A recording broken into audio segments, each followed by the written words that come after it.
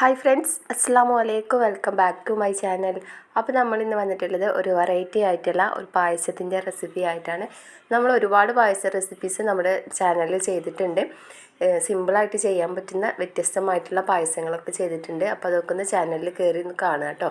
അപ്പോൾ നമ്മൾ ഈ പായസത്തിന് വേണ്ടി ആദ്യം തന്നെ സാബൂനരി എടുത്തിട്ടുണ്ട്. ഇതൊരു 150 ഗ്രാമാണ്. ഇതൊന്ന് ഞാൻ ഫസ്റ്റ് തന്നെ കഴുകിയിട്ട് വേവിക്കാൻ വെച്ചേക്കുകയാണ്.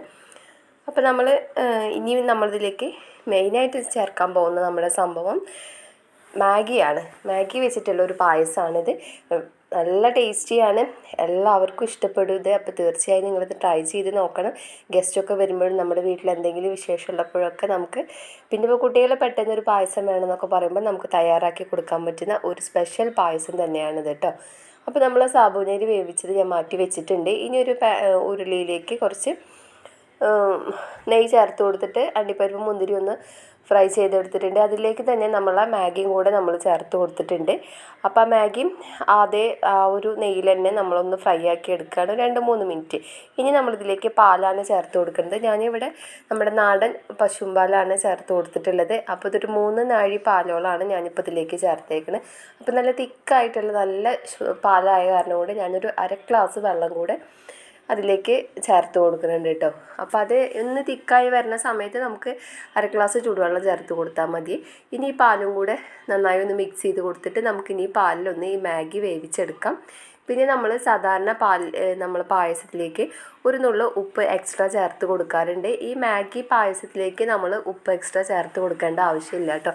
മാഗിയിൽ ഓൾറെഡി ഒരു ഉപ്പിൻ്റെ ടേസ്റ്റ് നിൽക്കുന്നുണ്ടല്ലോ. അപ്പോൾ അതുകൊണ്ട് നമ്മൾ ഉപ്പ് ഇതിലേക്ക് ചേർത്ത് കൊടുക്കരുത്. അപ്പോൾ അത് നമ്മുടെ മാഗി നന്നായിട്ട് തിളച്ച് വന്നിട്ടുണ്ട്. പാലും കൂടി നന്നായിട്ട് കുറുകി വരുന്നുണ്ട്. അപ്പോൾ ഈ സമയത്ത് നമുക്കിനി ഇതിലേക്ക് ചേർത്ത് കൊടുക്കേണ്ടത് നമ്മൾ നേരത്തെ വേവിച്ച് വെച്ചിട്ടുള്ള സാബൂനരി ഉണ്ടല്ലോ.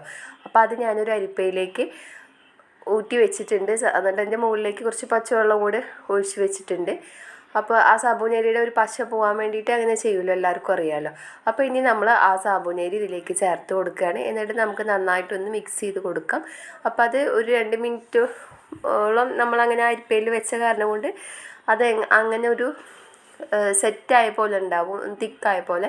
പക്ഷെ കുഴപ്പമൊന്നുമില്ല. ചൂടായി കഴിഞ്ഞിട്ട് നമ്മൾ നന്നായി മിക്സ് ചെയ്ത് കൊടുത്തു കഴിഞ്ഞാൽ അത് വേറിട്ട് പോന്നോളൂ കേട്ടോ. അപ്പം നമ്മൾ നന്നായിട്ടൊന്ന് മിക്സ് ചെയ്ത് കൊടുക്കുകയാണ്. നമ്മളിനി ഇതിലേക്ക് പഞ്ചസാര ചേർത്ത് കൊടുത്തിട്ടില്ല, ചേർക്കാൻ പോകുന്നേ ഉള്ളൂ. അപ്പോൾ ഞാനിന്നിപ്പോൾ ഇവിടെ പഞ്ചസാരയാണ് ചേർത്തിട്ടുള്ളത്. ഇതിലേക്ക് വേണമെന്ന് വെച്ചെങ്കിൽ ശർക്കരയും ചേർത്ത് കൊടുക്കാം കേട്ടോ. അപ്പോൾ ഒന്നുകിൽ ശർക്കര നന്നായി പൊടിച്ചിട്ട് ഇതേപോലെ ചേർത്ത് കൊടുക്കാം. അതല്ലാന്നുണ്ടെന്ന് വെച്ചെങ്കിൽ മധുരത്തിന് ആവശ്യമായിട്ടുള്ള ശർക്കര ഒരു 1/2 ഗ്ലാസ് വെള്ളത്തിൽ നമുക്ക് നന്നായിട്ടൊന്ന് ശർക്കര പാനിയാക്കി എടുത്തിട്ട് അതും ചേർത്ത് കൊടുക്കാം കേട്ടോ.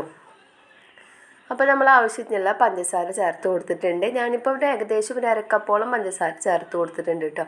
അപ്പോൾ നമ്മൾ മാഗി ചേർത്ത് കൊടുത്തത് 3 റോള് മാഗിയാണ് നമ്മൾ ചേർത്ത് കൊടുത്തിട്ടുള്ളത്. ആ പാക്കറ്റിൽ ഉണ്ടാവുന്ന 3 എണ്ണം ഉണ്ടല്ലോ, അതാണ് ചേർത്ത് കൊടുത്തിട്ടുള്ളത്. അതിലേക്കാണ് ഇപ്പോൾ നമ്മൾ 3 നാഴി പാലും കൂടെ ചേർത്തിട്ട് നല്ല ടേസ്റ്റാണ്. പശുവും പാൽ നമ്മൾ പാക്കറ്റ് അല്ലാതെ നാടൻ പാലാകുമ്പോൾ ഒന്നും കൂടി ടേസ്റ്റാണ് പായസങ്ങൾക്കൊക്കെ.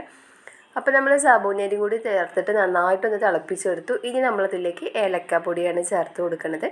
ഞാൻ നന്നായി നൈസായി പൊടിച്ചിട്ടില്ല, ജസ്റ്റ് ഒന്ന് പൊടിച്ചെടുത്തിട്ടുണ്ട് എന്ന് മാത്രം. അപ്പോൾ നിങ്ങളുടെ അടുത്ത് നല്ല നൈസായ പൊടി ഉണ്ടെങ്കിൽ അതും ചേർത്ത് കൊടുക്കാം കേട്ടോ. അപ്പോൾ നമ്മുടെ പായസം ഇവിടെ റെഡി ആയി കഴിഞ്ഞു.